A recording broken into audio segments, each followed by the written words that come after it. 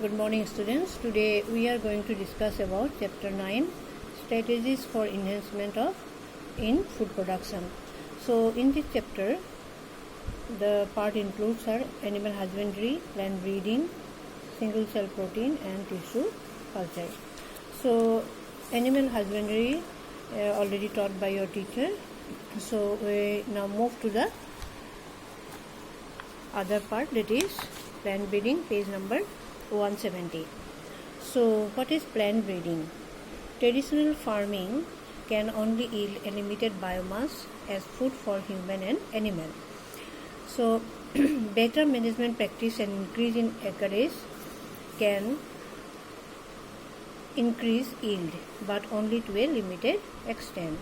So actually we know that farmers are cultivated plants to produce a particular amount of crops, and the total amount of food production is quite limited. So in plant breeding method, better management practices includes, so the yield can be increased. And also nowadays plant breeders use some technologies that help to increase the yield to a very large extent. So in this relation we can say about Green Revolution, which was responsible for our country for not merely meet the national requirement in food production, but also help us to even to export it. So what is plant breeding? Plant breeding is the purposeful manipulation of plant species in order to create desired plant that are better suited for cultivation. So in plant breeding, it is an artificial method or manipulated by plant breeders or cultivars to produce a plant species that is quite hybrid or desired type, and they produces sufficient amount of food, and they are suitable for cultivation as well as they are disease resistant. So in plant breeding methods, conventional plant breeding is quite old, and it has been used back dated to 9,000 to 11,000 years ago also, where plant breeders practices by cultivating a particular crops continuously to produce food production.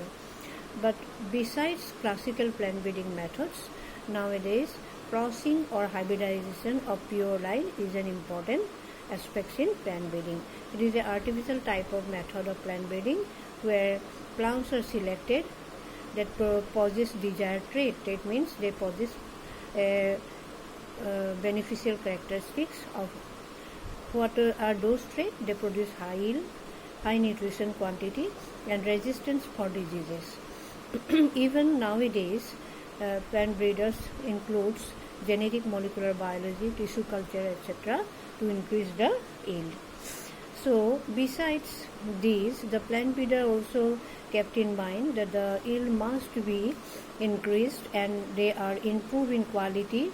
Besides that, they can tolerate the environmental stresses such as salinity, extreme temperature, drought, and resistance to pathogens. There are some kinds of pathogens that destroy or they causes loss in yield, and these are virus, fungi, bacteria, and also increases tolerance to insect pest would be in this list. So there are some techniques used by the plant breeders, and for these steps there are 5 steps today we are going to discuss. First one is the cultivation of variability. So cultivation of variability means genetic variability is the main tools or program of plant breeding method. Here we know that for particular types of crops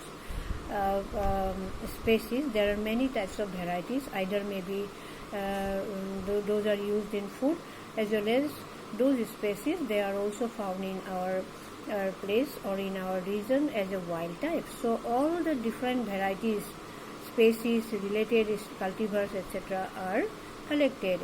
Their actually genes are collected and they must evaluated for their characteristics. That means whether they possess desired characteristic or not. And these are the prerequisite or the necessity for effective exploitation of natural gene available in the population. So the entire collection of plant seed having all the desired alleles for all genes in a given crop is called germplasm collection. So first we collect the variability, that means collect the gene, and they are stored in gene bank, and the process is called germplasm collection. In the second stage, the evaluation and selection of parents. After that, the germplasm is evaluated as to identify the desired combination of characteristics and identify the pure line trait. That means we know that for the artificial hybridization, we must select the superior characteristics, and they must present in homozygous form. Homozygous means they possesses the same trait. There is one process, as you know, that alleles means genes. There are, for a particular character, there are two genes found in the same locus of chromosome. So for tall, we represent their genotypes, or the genes are capital T, and these are called alleles. And for dwarf or short, we represent they are small t. These are called alleles. That means for height, there are two aspects of height, one is tall, other is short. So in case of pure line, the gene must be same, and in case of here also in short plant, the gene must be same, not capital T, small t. This is not. So these are called pure line or homozygous. Pure line for what? For short characteristic, or pure line for what? For tall characteristic or tall trait. Next, here you see, first we evaluate whether the desired combination of characters, they are multiplied and used in the process for hybridization. So for hybridization process or cross fertilization process, we select first the pure line. Whether it is pure or not, for that purpose we continue the particular plant. So this is the tall plant, and it generation after generation it is self-fertilized to produce the F1 generation, F2 generation, F3, etc. And in each generation that must show the pure line or the gene combination capital T up to this 6th generation. So this type we consider as pure line.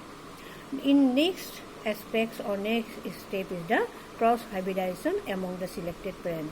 Since we found that two types of pure line, one is dwarf and other is long plant, and so these two genes are cross hybridized. Cross means cross fertilized. The desired characteristics have very often to be combined from two different plants. For example, high protein quality of one parent may need to be combined with disease resistance from another plant. Here the characteristic of one plant, they produces high protein quantity, and another plant of the same species, they are disease resistant side. So these two plants are crossed together. It is possible by cross hybridization of the two plants to produce a hybrid. Hybrid means they are quite desirable, and they are more better superior than this type or this type. So in this hybrid, they possesses both these genes, protein quantity high as well as disease resistance. So here the genetically combine the desired characteristic in one plant. This is called cross hybridization process. This is a very time consuming and tedious process, since the pollen grain from the desired plant chosen as a main parent has to be collected and placed on the stigma of the female selected plant parent. So it is not necessary that the hybrid do combine the desired character. Sometimes the hybrid is not stable. Sometimes they produces this type, or sometimes they produces this type. So in this case, it is continuously evaluated for F1 generation to 6th generation to produce the desired cross hybrid plant. In the next process, select and testing of superior recombinant. In this step consists of selecting among the progeny of the hybrid. Since we produces many types of hybrid by crossing these two plants, and each hybrid shows some characteristics, and out of which the progeny selected, those have the desired characteristic combination. Only those hybrids selected, they possess the desired characteristic. The selected process is crucial to the success of breeding objectives. Since what are the objectives of plant breeding program? To produce the superior variety. That means both the desired characteristic must be present in the same plant. So this part is the most crucial or important part and requires careful scientific evaluation of the progeny. In this step also, F1 to F6 generation, the crossing is done to produce. They show self-pollination for several generations till they reach a uniformity or homozygosity. Next step is the testing, release and commercialization of new cultivar.